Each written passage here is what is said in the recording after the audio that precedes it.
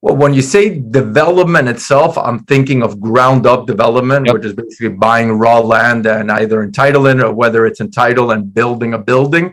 To do that, you really, that's something that's easy to say that you do. It's very difficult to do it well. Welcome to the How to Scale Commercial Real Estate Show. Whether you are an active or passive investor, we'll teach you how to scale your real estate investing business into something big. Tomas is the president of the commercial division for RelatedISG. He leads the commercial team's expansion in South Florida, leveraged by the firm's established strength in the residential market and development. Tomas, welcome to the show. Thank you. Pleasure to be here, Sam. Hey, man, the pleasure's mine. There are 3 questions I ask every guest who comes on the show in 90 seconds or less. Can you tell me, where did you start? Where are you now? And how did you get there? So I started from a real estate household. So this is something that I've been around my whole life. Basically, it's a passion of mine. I see myself going into this well into my older years. I started, as anybody else, from the bottom, basically very basic parts of the job. And I was able to really find a passion for it. And I believe scale myself up. I'm 35 years old, so I think I've done exceedingly well for myself at this age. It's still far from where I want to be in the next 5 or 10 years, but you have to be happy, but not complacent. Far from where you want to be. We'll circle back really on that question. Can you tell me, what does your company do precisely, if possible? Sure. So that's a little bit, even though it's a simple question, it's a little bit of an elaborate answer for my side. By all means, we have time, so carry on. Okay. Perfect. So we have 2 companies, one being Related Group, which is the largest development company in the state of Florida for the past basically 42 years. We've done everything from ultra luxury condominium projects, latest ones being Armani. We recently launched Baccarat Towers in Brickell at a price point of around $1,300 a square foot, all the way to affordable housing, which we recently completed Liberty Square, which is 2,200 units of subsidized housing, and also mixed use projects. So we do sometimes retail components, sometimes the office component, just to better serve the community. The other side of the company is ISG, which is International Sales Group, which specializes in the sales of these ultra projects or these large scale projects. Myself, personally, I lead the commercial division on the brokerage side. So I represent everything from buyers that are looking to purchase land to develop for existing assets, repositioning assets, and I get involved depending on what the client's needs are. I could get involved in raising equity, taking a part of the deal, or simply being a broker, depending on what their needs are. Got it. That's really intriguing because there's a lot of moving pieces in all of that. And I bet it gives you kind of a holistic view of the market. Would you say that's fair? It does, because it gives us a view. Myself, my day-to-day really is focused on the commercial sector, but I think commercial and residential really go hand in hand. If you have a strong residential market, I think that you're going to see commercial real estate also do exceedingly well, and vice versa. If there's not a lot of companies that are relocating, companies that are expanding, retail's not working good, you're usually going to be followed by a softer residential market. So being that our company has a very strong footprint in South Florida, and even though my sector is kind of niche, I get to see basically everything that's going on, and it's important. To have, I think knowledge is power. So the more knowledge you have, the better you're going to do. Do you see any warning signs? Do you see any caution flags going out saying, hey, I guess, do you see anything in the market right now that people are taking unnecessary risk that maybe they could offset? Yes. If you turn on the news, I think that you're going to see a pretty grim picture of what's going on right now. You have 9.1 inflation rate, which is the highest, since the Great Depression or the early the 70s, since stagnation, well before I was around. So it is a little bit concerning overall when we really do focus. And South Florida is fueled by international buyers, by buyers from a lot of different states, from the Northeast, New York, New Jersey, Connecticut, from the West Coast. And you have a record number of companies relocating over here and permanent residences relocating over here. So when we look at the local market, that's really my day-to-day job, I really do not see any warning signs. You're seeing We're tracking sales year after year. Every year we produce something that's called the Miami Report. So we're very big in data gathering. And when you look at the sales, you look at the volumes, and you look at what's going on, it's really a positive picture. When you look at people's opinions, or when you look at interest rates inclining, that is something that is somewhat concerning, and something that you have to take into consideration when negotiating deals, especially cap rate deals or deals that are going to be on a cash flow. But it's a reality of the world that we live in that you always have to adapt. Right. Yeah, absolutely. And you guys are focused strictly in the Florida market. Is that correct? Correct. So we're mainly based out of South Florida, which would be Palm Beach, Broward, and Dade County. But we do also real estate. I mean, we have projects right now going on in Naples, which would be west coast of Florida, in Sarasota, in Jacksonville. That's a great market, Tampa, Orlando, and Tallahassee. So we do have a footprint throughout Florida, but I wouldn't say that the same strength of the company is going to be in Miami as in Jacksonville or in Sarasota. Right, right. Have you seen any softening and I know Florida right now is just, I mean, it's growing like wildfire. So maybe this isn't a fair question for you, but maybe it is a fair question because, everybody's always said that real estate is local. There is no national real estate market. And I've liked that because, again, you listen to the news, you listen to any other talking head, and in the end, it's going to be like, oh no, the bottom's falling out and the sky is fall, or the bottom's going to go out and the sky is falling at the same time. We're hosed, right?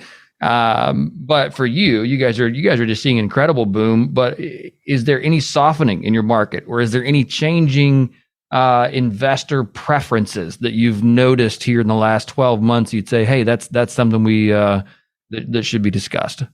Well, I mean, interest rates and commercial real estate really go hand in hand. So that's something that we were coming off of historically low interest rates. I mean, we were able to get loans at 3%, sub 3%, bridge loans at 4, 5, 6. And right now, I mean, you're seeing that we've gone up over 150 basis points. They announced right now that they're going to go up maybe another 75 basis points. So that's something that's definitely taken into consideration. And certain deals that were trading at historically low cap rates, we were buying, or I was seeing clients buy Class C multifamily at 4 caps or 4 sub caps. And that is something that you simply can't do unless you're getting a very, very low interest rate. I mean, most of the time, these transactions are going to be heavily leveraged because that's the only way to how to make sense out of it. Your cash on cash return is good, even though the overall return, as you would see on paper, doesn't seem so good. But right now, being that the reality is that interest rates have jumped up, we do have to make adjustments. Overall, again, I'm very bullish on the market. We're still tracking enormous amount of deals. Our phone is really ringing off the hook. But it's also, I look at it, the way that I analyze real estate at this point, and I think anybody does, is pre-COVID, post-COVID. Post-COVID, we saw Miami basically go through an accelerated growth up to the term that is almost non-sustainable. I mean, you can't have a regular market grow 30, 40% year after year. So at a certain point, you have to a little bit plateau. It has to even out. Things have to fall back to normal and have growth and steady, big growth, but not to a level that a residential rent goes from $3,000 to $6,000 or $5,500. That's not normal. So I'm actually happy to see certain corrections within the market. And then also certain properties that I think were very extremely overpriced, that they're getting a little bit of a price adjustment, not because the market is necessarily an overall correction, just because a property that should have been $10 million, they were advertising it or trying to sell it at $13 million because of the combination of being fueled by South American investors, Northeast investors, and extremely low interest rates. So right now, I mean, we're seeing some changes, but again, overall, the picture seems very positive in our view. Right. Yeah. I mean, and I guess just to recap that, we've seen explosive growth, and what you're seeing is not necessarily a downturn, but just a normalization where maybe the trajectory is not straight up and to the right like it has been. It might be, flattening out, and that's okay. Certainly okay. I mean, it's almost necessary. I wouldn't even say that it's okay. It's almost necessary for a market to be sustainable. Right. I mean, we've printed so much money. I mean, what do we have? I don't even know what to say at it. I mean, yeah, the number is astounding that we flooded the economy with, where is that extra capital going? In my assessment, I would have said over the last 2 years, it's had a flight to assets, which is why asset prices have been, skyrocketed. There's been cash available, valuations have skyrocketed as capital seeks yield. So as that starts to normalize, is that capital all been absorbed into the market? And I know I'm asking a kind of a broad question. Has it been absorbed into the market, or is it something where it's just patiently waiting for opportunity? So I think that we were at a point with the most liquidity that the world has ever seen. And not only, if we look outside of real estate, you look at luxury goods, and LVMH did the record year of sales in 2021. You see a Rolex price that retails at $34,000 being sold for $150,000. You see a car that the MSRP is $80,000 being sold for double. So we saw just overall the effects of $10 trillion being printed, of cryptocurrency going skyrocketing and stocks skyrocketing, and everybody was really liquid. I think right now you're seeing a little bit of the pullback from that because, you're seeing corrections throughout different markets.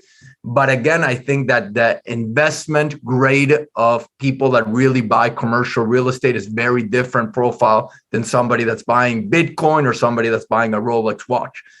So you have to separate that, and you can't kind of pull everything together. I see the memes, which I laugh. I'm a big social media guy. And then I was seeing the memes going like stock market with the Green Reaper, luxury goods with the Green Reaper, and then followed by the real estate, like knocking on the next door. I really don't think that that's something that's going to happen, because you can't just pull everything together. The same way that you said, Sam, that if you look at the national news, I wouldn't get out of bed because everything seems negative. Then you actually look and we look at a record, we track the sales, we track the volume, and it's positive. So there has to be certain corrections, and there's going to be some aftermath of $10 trillion being printed. That's the reality. And we're seeing inflation. We're seeing the Fed's fighting that with rising interest rates. But the reality is, in the market, at least in the market that I'm in, that I'm an expert in, that we're experts in, we see a very positive picture. You see companies like Citadel relocating 1,000 employees. That was announced a couple of weeks ago, one of the biggest funds in the United States, Ken Griffin. So you see things like that happening month after month, which before it was non-existent in South Florida. We just didn't have that level of buyer, that level of company basing itself out of here. And we have companies now like BlackRock or Microsoft leasing in Brickell one after another. Right. And that's wild. And until that excess capital is fully priced into the market, I just don't, maybe I'm crazy, maybe I'm wrong. I just don't see asset prices declining. I would agree with you. Yeah. And that's going to take a long time to get 10 trillion kind of fully absorbed into the market and have the market accurately price now according to how much money is out there chasing yield. So that's really interesting. Let's talk about development and development potential, risk and opportunity.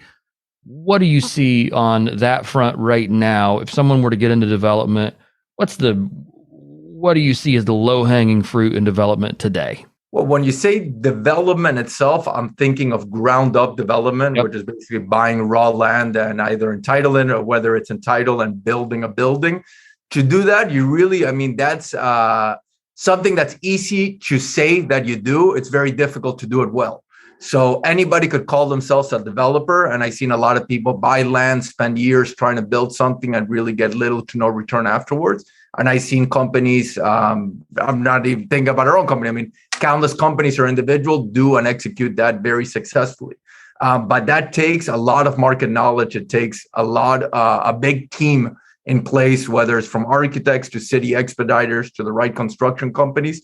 So while development is the highest return, it's the highest risk because, you have to do the most in order to get it versus trying to buy, let's say, an existing multifamily and reposition it, or not necessarily reposition it, but do a value add deal. Try to increase the rents, clean it up, maybe put some partitions, turn 1 bedrooms into 2 bedrooms. So as anything in life, the higher the risk, the higher the return.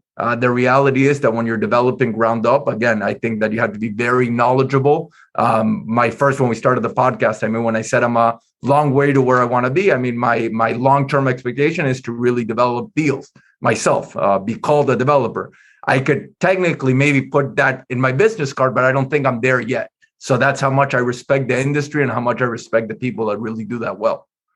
Do you see opportunity right now? I mean, is there an asset class in particular you said, man, or a type of asset you said, this is something that's missing in the market at large that people should be focusing on, that maybe again would be just ripe for, or just full of opportunity? You got anything on that front? Sure. So I think, the opportunity is where really you have to put work into the building.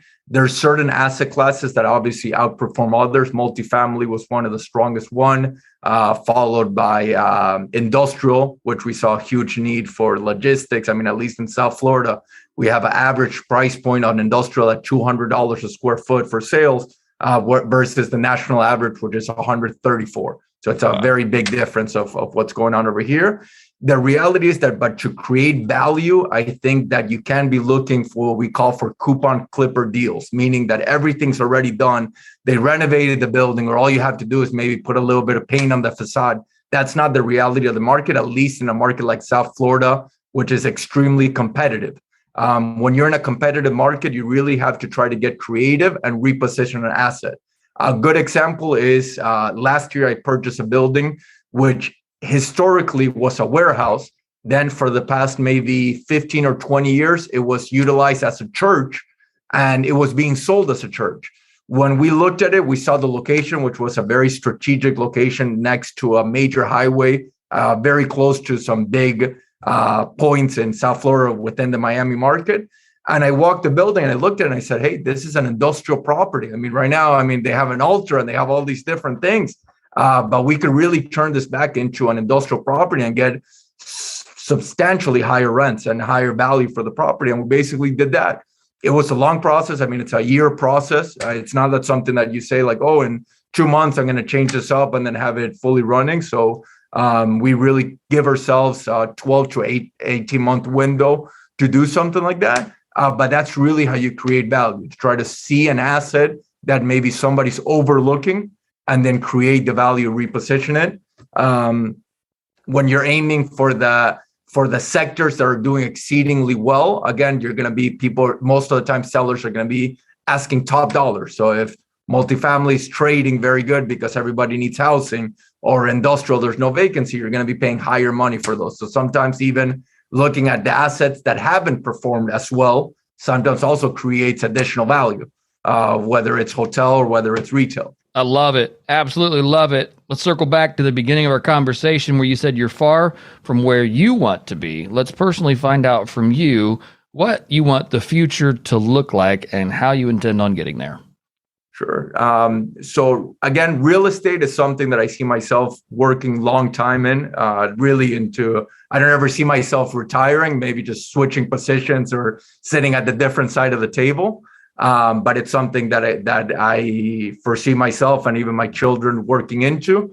Myself, I've been in sales for quite a long time. Basically, every job, I've never had a job that was salary-based ever. Since I was 17 years old, my first job was at a mattress store for a few months. And that's when I started kind of learning sales and kind of progressed from there. So I like sales job. At the same time, I really would love to see myself in the next 5 or 10 years switching more into a development position and being able, maybe it's an egotistical thing, but I would love to drive by a building and look at it 20-story, 50-story, whatever it is, and say, I put that there. That's going to be there well after I'm gone. So when I say a long way from where I want to be, again, I'm in the sector I want to be and in the business I want to be. But again, I think there's still a lot of room to grow, and especially in a market like Miami, that you have people like Gil Desser, George Perez, and these mega multi-billionaires. So I always am happy to what I achieved,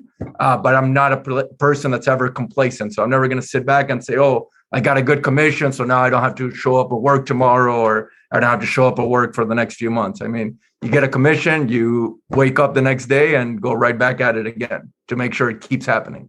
I love it. I love it, Thomas. Thank you for taking the time to come on the show today. You've certainly given us lots of good things to think about, both from a macro market perspective and also in the Florida markets there, and just how it is that how you guys are taking down deals, how you guys are brokering, risk you see in the marketplace. It's certainly been a great conversation, and I've really enjoyed it. If our listeners want to get in touch with you or learn more about you, what is the best way to do that?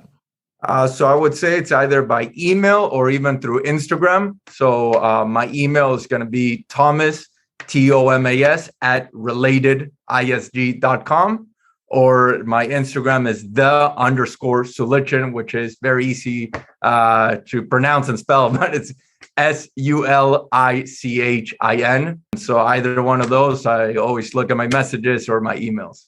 Wonderful. Thomas, thank you for coming on the show today. Certainly appreciate it. Sam, it was a pleasure to be here anytime.